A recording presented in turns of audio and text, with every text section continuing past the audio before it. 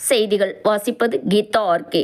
காஞ்சிபுரம் மாவட்டம் ஆலந்தூர் தொகுதிக்குட்பட்ட குன்றத்தூர் ஒன்றியம் கோவூர் ஊராட்சியில் நடைபெற்ற மக்களுடன் முதல்வர் திட்ட முகாமில் வீட்டுமனை பட்டா, ரேஷன் கார்டு, முதியோர் உதவித்தொகை, மின் இணைப்பு போன்ற பல்வேறு கோரிக்கை மனுக்களை சிறு குறு நடுத்தர தொழில்துறை அமைச்சர் தாமோ அன்பரசன் பெற்றுக்கொண்டு தீர்வு காணப்பட்டு பட்டா பெயர் மாற்றம், கலைஞர் கனவு வீடு திட்ட ஆணை போன்ற நலத்திட்ட உதவிகளை வழங்கினார்.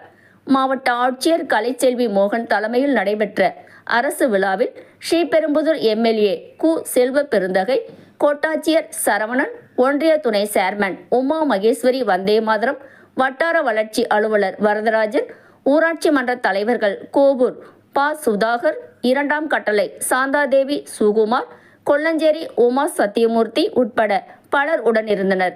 முகாமில் ஊரக வளர்ச்சித்துறை, வருவாய் மற்றும் பேரிடர் மேலாண்மைத்துறை, மின்சாரத்துறை, காவல்துறை, கூட்டுறவு உணவு நுகர்வோர் துறை, வீட்டு வசதி மற்றும் நகர்ப்புற வளர்ச்சித்துறை, சிறு குறு நடுத்தர தொழில் நிறுவனங்கள் துறை, மருத்துவ மக்கள் நலவாழ்வுத்துறை, வேளாண்மை துறை உட்பட பல்வேறு துறையினர் கலந்து கொண்டு மக்கள் குறைகளை கேட்டறிந்தனர்.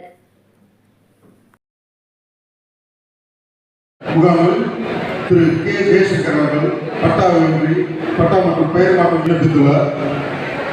இந்த முகாமிலே விண்ணப்பித்து இப்பொழுது அவர் அடுத்ததாக கொல்லஞ்சேரி ஊராட்சி